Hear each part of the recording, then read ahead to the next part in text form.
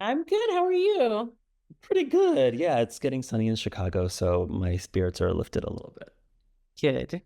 Um, so you are the founder of Data for Black Lives and a longtime activist for Black lives and around technology. But for those who may not be familiar with your work, can you tell me how you developed your interest in technology and representation broadly conceived? Sure. So yeah, I'm Yeshi. I'm the founder and CEO of Data for Black Lives, and we are a network of scientists and activists working to make data a tool for social change instead of a weapon of political oppression. And my data and tech origin story really, and really how Data for Black Lives came to be, started for me actually as a high school student. And um, that was well. First, I was always very much into computers. When I was like 6 years old, was when I got my first computer. I learned how to program it. I learned how to take it apart. I was on the internet at a really young age, even before anybody in my family really knew what was even going on. Thankfully, I was like very good about not pretending to be somebody who I'm not or talking to people I wasn't supposed to. But it was amazing. And I think being that kind of digital native and coming in at that time in particular, it opened me up to the possibilities for what the internet could do, especially for a young Black child living in Miami, Florida, in a low income neighborhood. It really opened up the world to me. And it presented itself as a tool that I could use for fun, for recreation. I remember playing games online, playing The Sims, making my own games, but then also as a tool to address some of the social problems that I was starting to see and become aware of as a really, really young child. In particular, the disparities that I saw in my school. I always tell the story that I even got involved with community organizing and activism through MySpace, through finding out and being connected to people who maybe I met online, but being able to really kind of be brought in and become a youth organizer. And my first time ever even collecting data was in response to some young people who went to my homeschool in Miami. They had organized a peaceful protest in response to a student being put into a chokehold by a vice principal. And this was 2007, 2008. So while we had video footage and things like that, it wasn't nearly near to what we would have today. But I do remember being at home and seeing on CNN national news images of young people that I knew went to high school with being slammed against police cars, being arrested because instead of recognizing these young people's resistance to the policies in their schools as civil disobedience, as leadership, the school district, the sent in SWAT teams and police cars. And I knew then that, okay, we don't necessarily have the media on our side. We don't have these larger narratives on our side. In fact, we're fighting a lot of stereotypes. So, and these stereotypes are putting us in actual grave physical danger, in addition to making it impossible for us to get a good education. And so I picked up the tools that I knew that I had at my disposal, which was social media as a way to organize and data as a way to tell the stories of people who were voiceless, who were censored. And anyway, we organized and surveyed over 600 young people and collectively were able to publish a comic book from those findings. And that comic book has been used now for a while by youth organizations around the school to prison pipeline. And it personally opened me up to a whole world of, wow, okay, this is what data can do. This is what technology can do. And that's really the origin story for how even Data for Black Lives came to be, even before we organized our first conference in 2017. Wow, yeah, I just love the commitment to changing material conditions through technology and data, because I feel like so often in our current discourse, people use technology in like the utopian ways to like envision a brighter future in these like really Mm-hmm. abstract ways that when you get down to it, as we'll talk about, probably just serve capitalism. And so Mm-hmm. I think for Black folks, it's like, no, like we actually have real problems in the moment that like have to be addressed. Even though I do love you taking us back to what sounded like maybe the 90s, maybe 2000s, Early 2000s, early yeah. 2000s. You're a little younger than me then.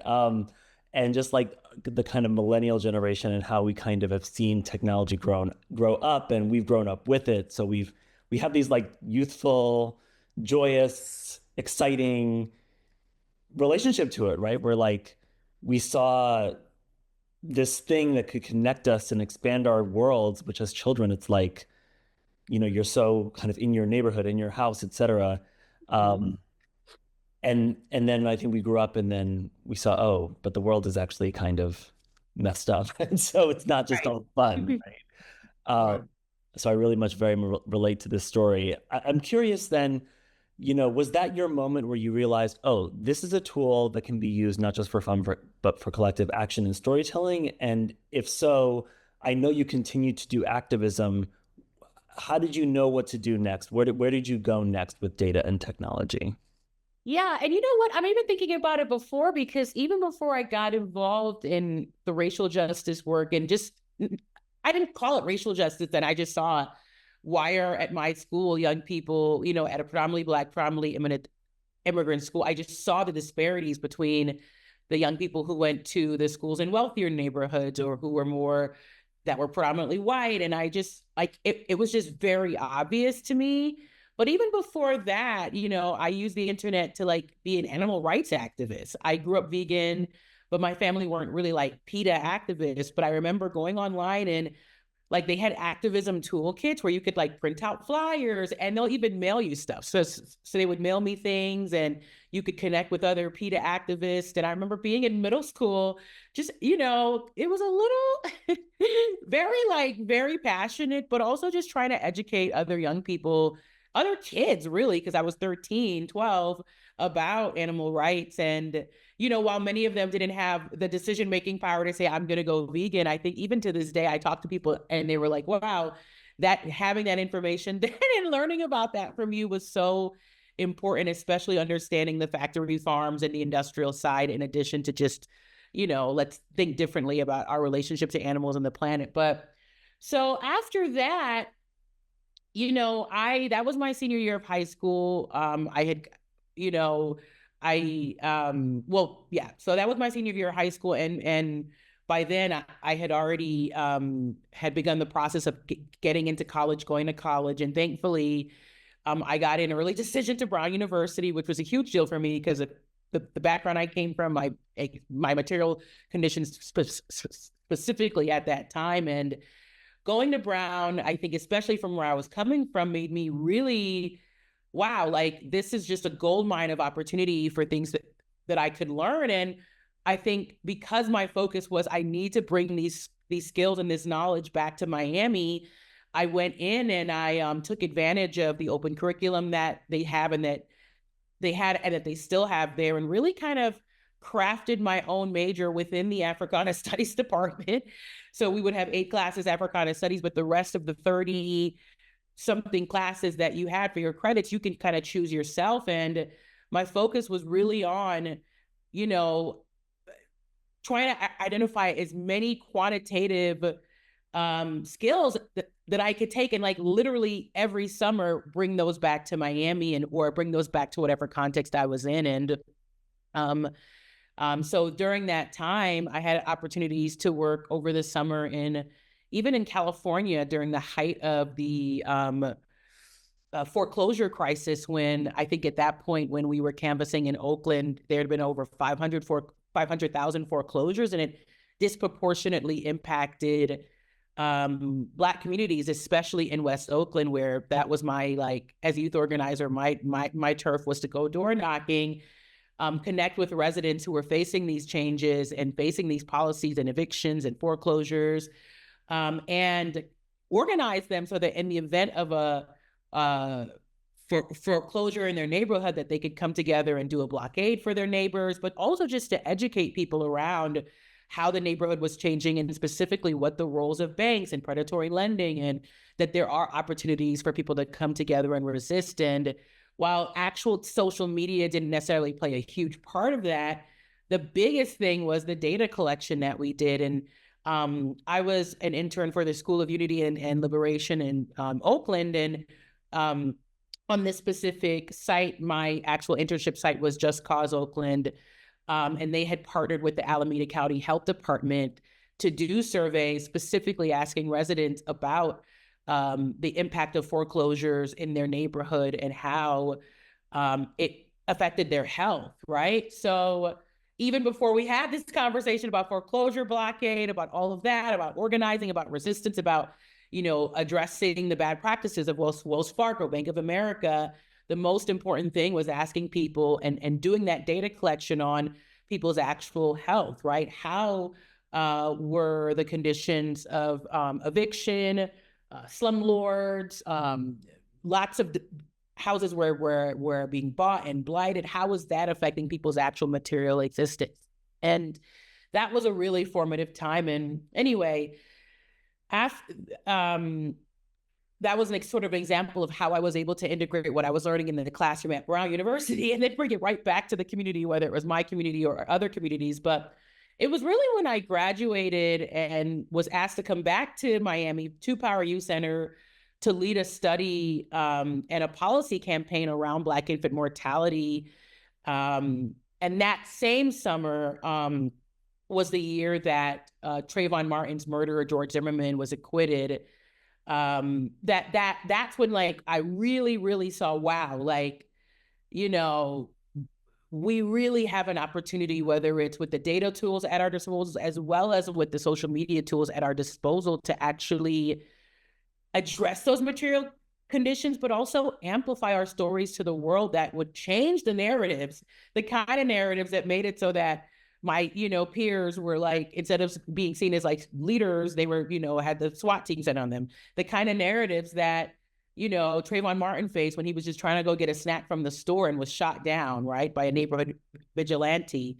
And specifically, so, that summer I was working on this campaign where we were really just trying to address the realities that Black families were going into the hospital to give birth, but coming out with health complications, sometimes, the death of the mothers, and a lot of times losing their baby, right? And we knew that, there were certain policies and practices that were contributing to that phenomenon. But again, getting a meeting with the hospital CEO to address these issues was impossible.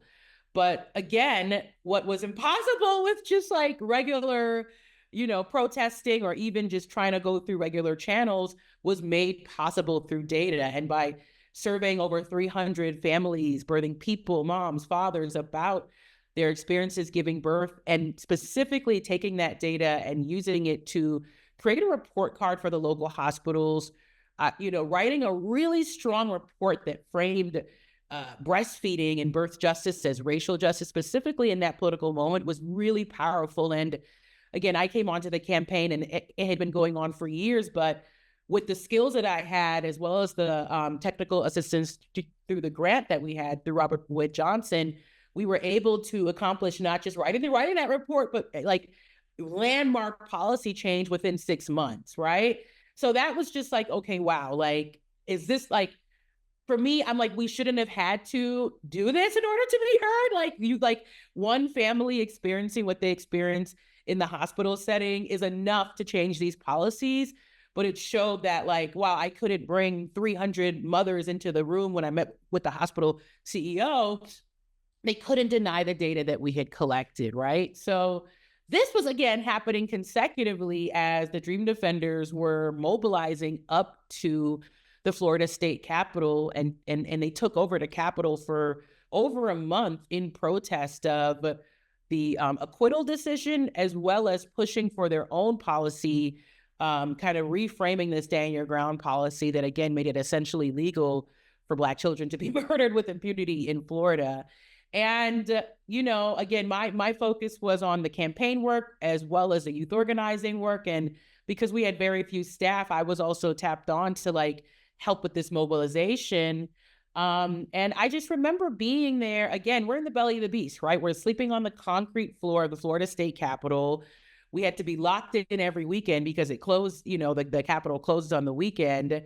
We're literally sitting in Rick Scott's office. We're really around people who really have no regard for us, much less anything that we're talking about. But I just remember one of my tasks was to help with the live stream and set up the live stream, run the live stream. And in addition to the amazing news coverage that the Dream Defenders and all the groups that converged on the Capitol were getting, having that live stream and being able to communicate with other youth organizers, other young people, like people all across the world, and really answer questions, talk to people, was so powerful because it brought them into the protest with us and created a sense of solidarity that was extremely powerful, but also personally really taught me, wow, like it's, this is like this is how we can use social media to really, again, speak for people who have been like intentionally erased, marginalized, pushed to the side, and silenced through like violence. And the fact that we had this live stream not only kept us safe, but it also allowed people to, again, be a part of this really important moment that I think was essential in kind of launching the whole Black Lives Matter movement worldwide. Like, be a part of that too. Yeah, well, thank you for that powerful narrative, because I feel like what you're really reminding us, is that data and technology is, a tool that can be used in service of whatever, right? But like, it should be used in service of improving people's material conditions, their actual lives. And, I think so often, now speaking in 2025, when we think about data, so it's like all the conversation is around kind of, how does it make you more productive? Like, how does it like create this like immaterial thing called like wealth? Yes. And I feel like that moment I remember very distinctly for people our age who were kind of young, and maybe, as young people are, like, we're trying to change the world, right? It Right. was a reminder that these technologies actually can like literally change the world for the people for whom the world needs to change, right? Like, the world is not serving us, so we need to use technology to change the world. And I think that that's just something that it seems like you've always held as like, this is how I'm relating to this thing called data and technology, is like, it better Yeah. make my community's physical life better, their physical health, their physical conditions. Um, how do you think we've gotten away with that since? Because that was kind of like the birth of social media as like a global mass organizing tool, like that early 20 teens moment. How are these platforms, whether they're social media platforms or other kinds of tech platforms, how are they challenging this work of like using data for good, to put it lightly? Mm. Well, I have a lot of thoughts about this, right? I think I have a lot of thoughts about how I saw activism change through social media, like how like the entire activist project was totally transformed. And, anyway, like before I even, started Data for Black Lives, I worked at Color of Change for 2 years, 3 years. And that was a really powerful experience. Being a part of this organization that was the first online civil rights organization, started in the height of Katrina. Bush doesn't care about Black people. Like, really powerful moment. Van Jones and the other founders, they came in and they brought digital tools that helped amplify the voice of the people who were not even being heard when they were on their rooftops writing signs saying, help us, right? So my job at Color of Change was to help really install this new team, movement building. And the movement building team was really based on creating this organizing platform called Organize For, right? So we literally built a distributed organizing platform from scratch, right? So making it possible for people all over the country to lead their own digital campaigns, similar to the ones that Color of Change was leading, but like based on the very hyper local issues that they were dealing with, right? So I remember my very first campaign, my first month, Dream Hampton, one of the board members reached out. She said, we're, right now in Oakland, they're trying to build a $240 million prison, right? There's no money for this, but this is like a part of, they're like, let's build more prisons versus addressing people's actual real material needs. And immediately, we were supposed to come up with a petition and do all this work, but what it ended up being really powerful because for me, I'm like, okay, let's identify like people who are in California right now, who are leading, Black-led organizations that are really going to be the like most vulnerable to this new prison plan. Like I think at that point, Black people were 4% of the population in the Bay Area or something really small, but like 80% of people in prison.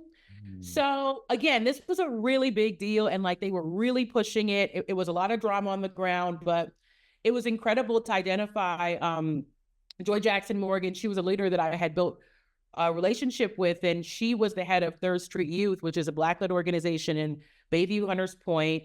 And she became the petition leader, and we really framed this petition around how is it going to impact Black communities. And it was really powerfully written. I took her story, I really turned it into a petition, and we put it out there within like, we only got like 3,000 signatures, but immediately it was like, it hit the ground in California very, very, very powerfully. And, board of supervisor members who were like conveniently out of town and not a part of votes and things like that immediately kind of came in formation, and they stopped this plan from happening. And I think for me, it was amazing to be a part of something where we essentially built our own platform, right? In addition to using social media and other things, but we built our own platform, used our mailing list, and used that to actually really move the needle on a policy. Like to this day, not only is there no huge prison that was built, but that money went to a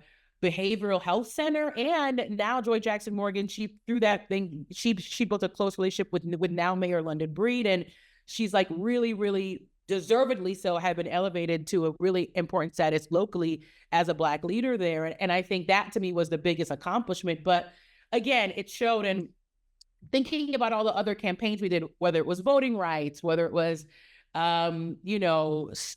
stopping other prison projects, it was amazing to see how like our own platform was able to accomplish that. But I think still that was, 2015, 2016, and the entire idea of what an activist means was really changing. And I think, I want to use the word like kind of co-opt, because, instead of all of us continuing to build our own platforms, we all just kind of mobilized around the platforms that really existed, right? That already existed, which was Facebook, Twitter, I don't even know, Instagram. Instagram was around then. I'm getting my days confused, but and it became less about these concrete, like, like how are we actually organizing people? How are we changing material conditions? Are we building leadership?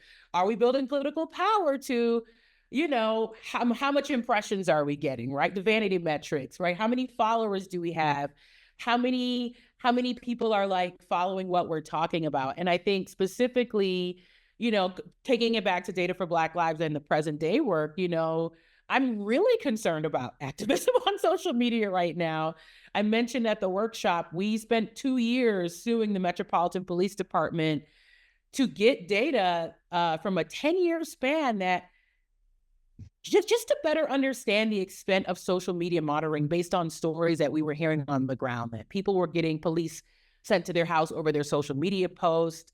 And the information that we uncovered was like shocking, but also not shocking, right? Because what was shocking was seeing how police, again, who had no training in these tools, no knowledge, forget about implicit bias, like they were literally being given these tools for free a lot of times by big companies like Data Miner, Voyager, with the explicit, understanding that they would use it.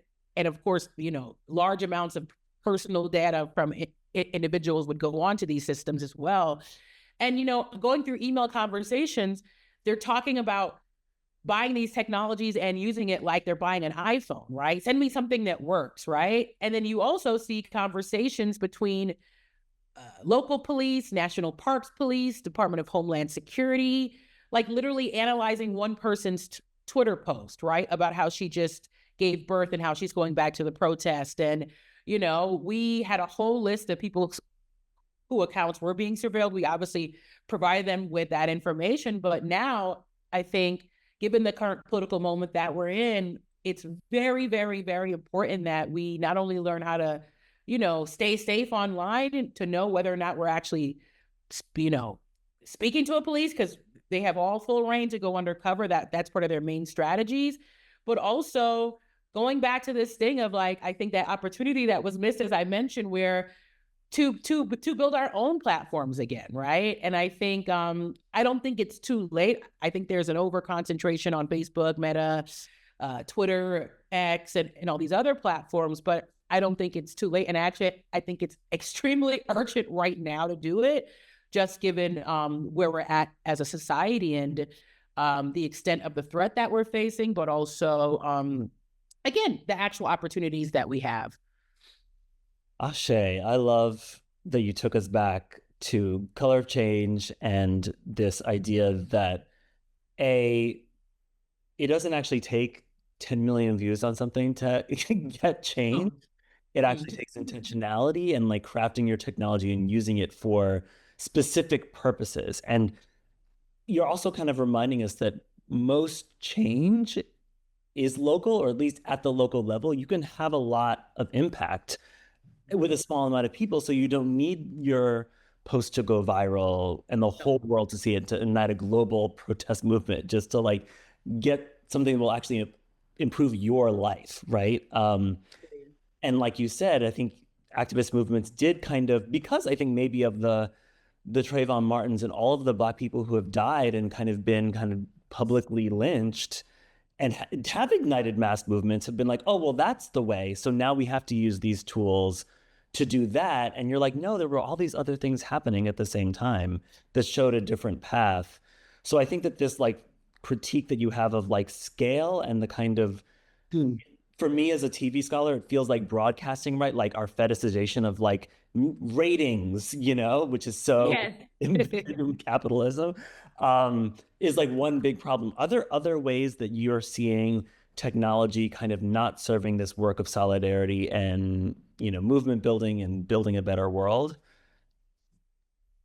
I think, I mean, I have so many thoughts on this because, I'm not even touching on just how like the extent to which social media and these spaces are becoming toxic, right? I think so many people, when Facebook Meta, put out all their research about how their platforms really affect the mental health of young people, I think a lot of like there wasn't enough attention and like rallying around that. I think they made it very clear. Look, like we very well understand that we're building these platforms to be addictive, to trigger people's dopamines. We're doing tests on push notifications and on little aspects, infinite scroll, right? Like built within this technology is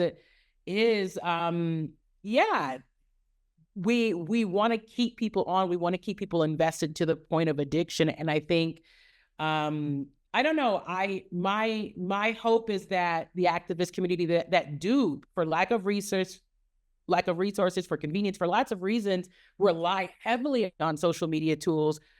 That we just have more consideration and more understanding of how, yes, like, how are we also doing that harm reduction in moderation, in the conversations that are happening, but also in just how we're even approaching these tools, period. And how every time we open up TikTok or Instagram or whatever, that, this is that there's a level of manipulation that's happening that is algorithmic, that is technological. And how do we recognize that, game the algorithm, use it for our good, but also recognize that, look, inherently within these technologies is something that is actually harmful to us mentally, spiritually, physically.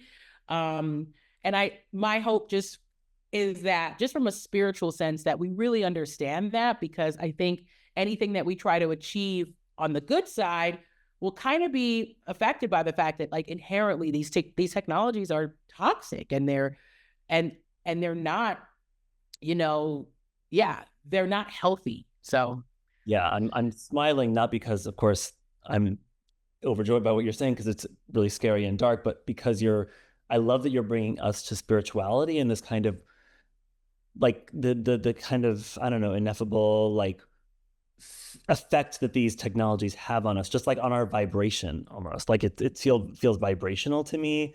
Yeah. Um, and it's getting me to my next question, which is, how do we do that? What you said, like in some ways, one question is like, how do we kind of navigate those platforms in a way that is healing? Or what are the kind of alternative frameworks or technologies? What should we use to guide us to use technology in a different way? If we were to create another platform, what are the kind of cultural protocols, ancestral practices, rituals? Like I think about ritual as a healing thing, right?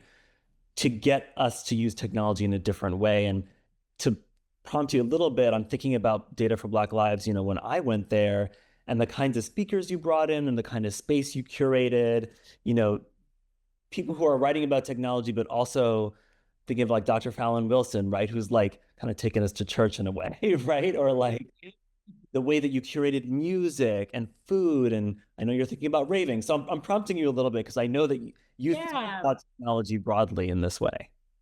Yeah. That conference thank you for referencing it and bringing up our third Data for Black Lives conference. That conference actually had been in the works for a while. We postponed it because of the pandemic multiple times, but it also came after I introduced our like newest program, Decompress. And that came from the fact that, I had realized post 2020, so many people were burnt out, exhausted. These technology spaces that we had really relied on, especially during the pandemic, to organize, like we were organizing hubs all over the nation, thousands of people over Zoom, over Instagram, over X. But like it had just become too much. And I had also personally just lost my mom due to health reasons and just honestly medical racism, right? And I realized that we needed more spaces of activating people, activism. We're all about that, but we really needed spaces to just decompress. And for me, I realized, okay, how do I decompress? I rely on my spiritual practice, prayer, meditation, contemplation, but also collectively through music, through art, right? And that's what really inspired us, saying, let's have a conference at an art museum, right? Let's bring people together around some of the most beautiful art from the African and Caribbean. Let's have our keynote start off and talk about things of like bringing us back to, the practices that our ancestors did in order to survive really extreme conditions, right? Of subject slavery, just so much violence. And also just again bringing in speakers who are really taking a different perspective to their work and focusing on imagination, focusing on healing, focusing on how do we go back to our roots. And I think for me, and also even bringing in raving, right? I have always felt that raving is one of the most powerful technologies that we have, that music is a Black technology. And when I'm on a dance floor listening to electronic music that literally came out of Black people, again, resisting impossible conditions and surviving and thriving, and then creating musical movements that have like swept the world, been co-opted, but continue to sweep the world. When I'm on the dance floor, I'm really in a place of meditation. I'm in a place of communing with my ancestors. I'm in another world. And I thought back, okay, how do I help the people who are coming into our Data for Black Lives experience, who are part of our network, also have that experience, also just be able to release, be around people, touch, feel, touch grass, right? Interact, listen to, like we had DJs, but we also had the Haitian Rara Lakai band, which is a very, very, very powerful symbolic form of music from Haiti that comes out of the resistance there. All horns, all percussion, in addition to the like digital stuff. And I think for me, again, this is just, I leaned on it and I said, what has gotten me through, right? What have I been able to rely on as I take on this fight to, push back darkness and address some of the most well-funded and well-organized forces on this planet, right? And that's really where it came from. And I think wanting to, the whole notion of decompress is just like the word says, right? Like being able to unwind, being able to unplug. And even when you think about data and hardware, right, you need to decompress the file before you're actually able to use it.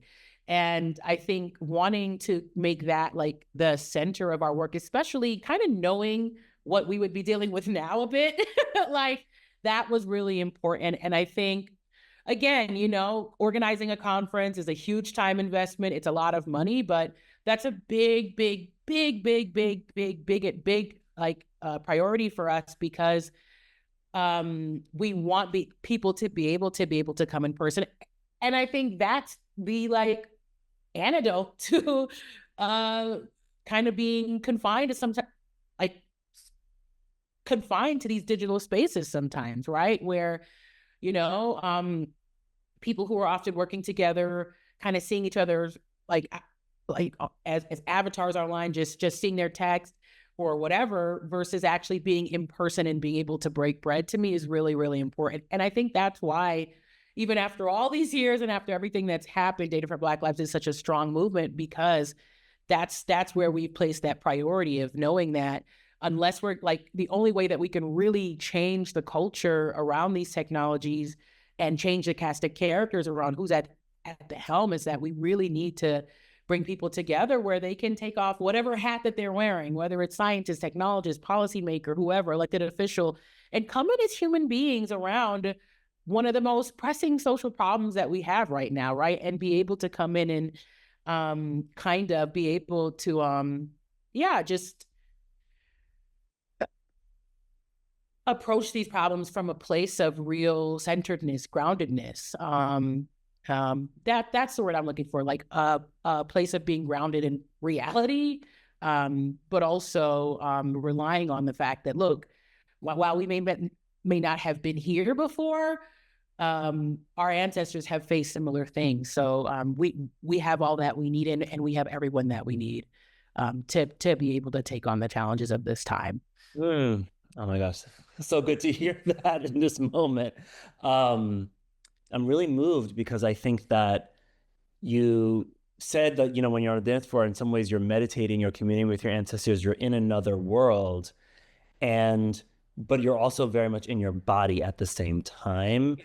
And I think that like music especially, but so many of these kind of ancestral technologies were ways that our ancestors both reconnected to their bodies at a moment when their bodies were under constant violence and threat, but also allowed them to imagine another world, right? And in some ways, we don't live in utopia and history isn't linear, but also we are the dreams that our ancestors dreamed, right? And it's because of those technologies that we are here right now, right?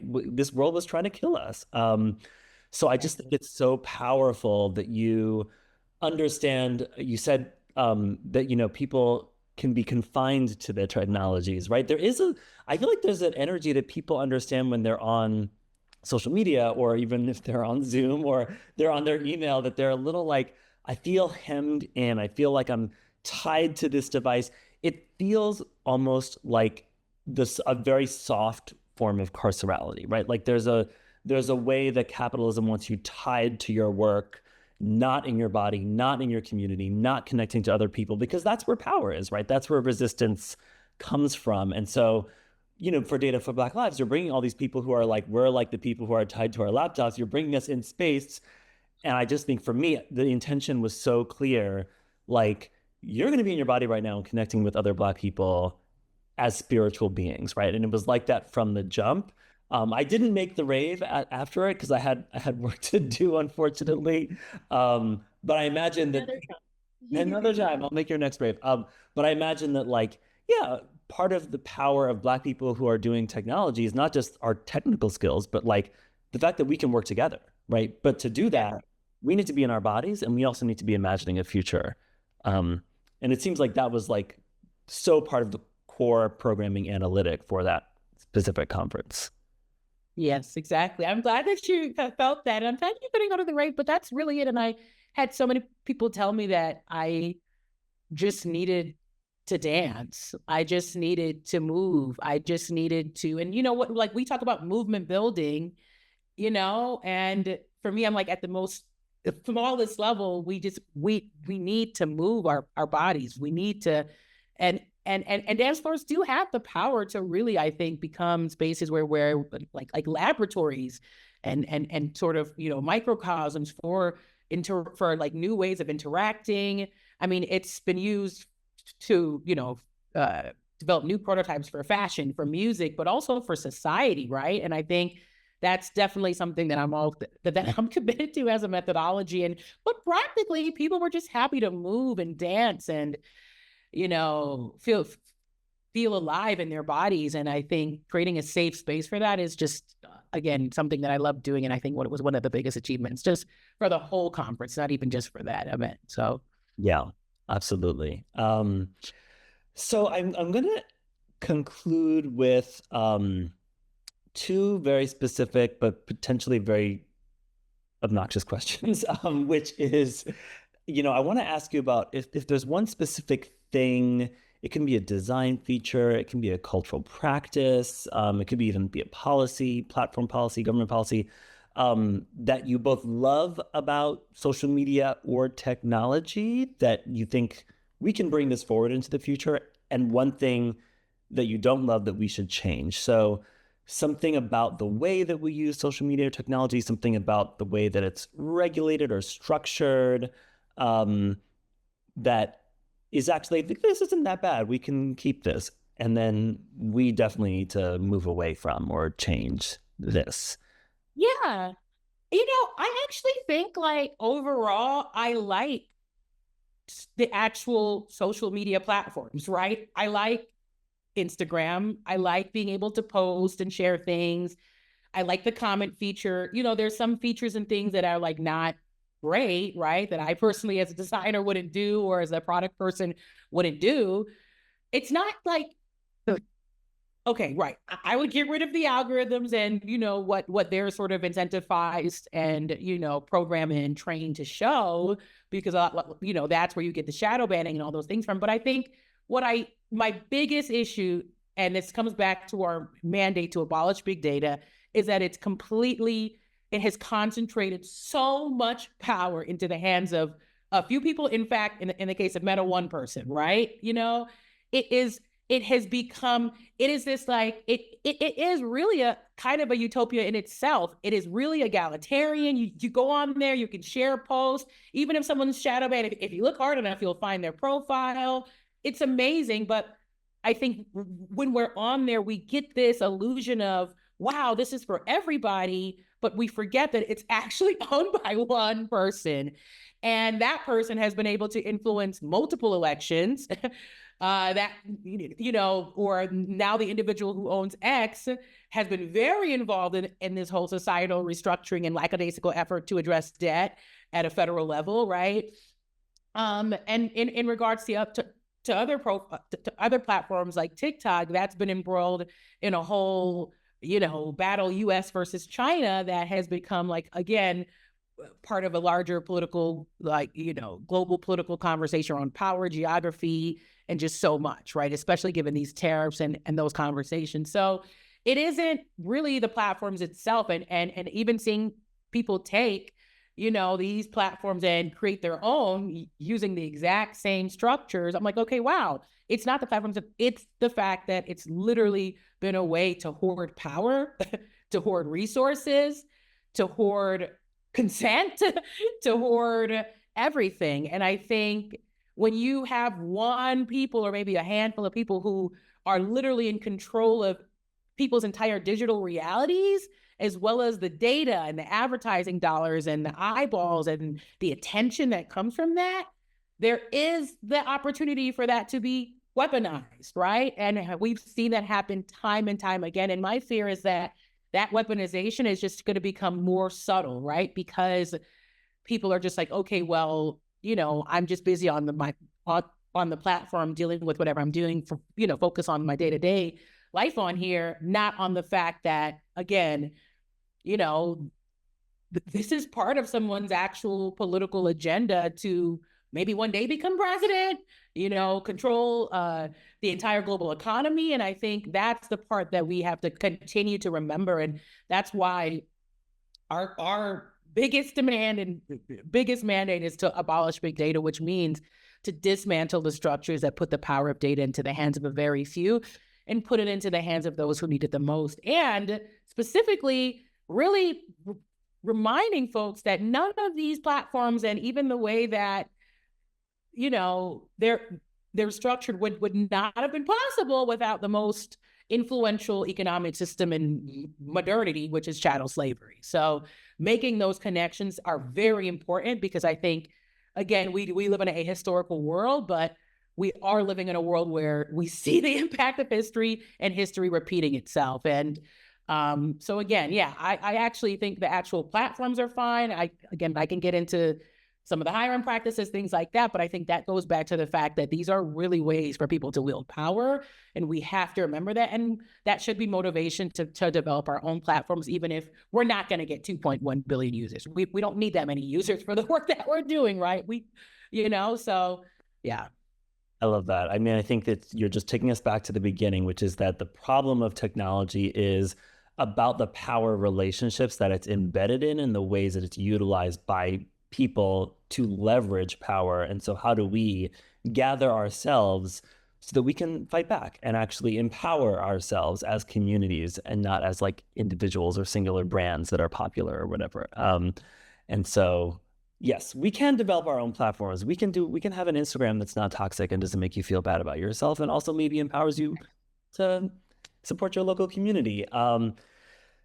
Thank you so much for giving me your time and your wisdom. Thank you so much for the work that you do in the world. It's so important that we have people out here like you who are not only trying to improve people's lives, but also think expansively about how technology can liberate us. Thank you. And thank you again for this opportunity to share and for your great questions.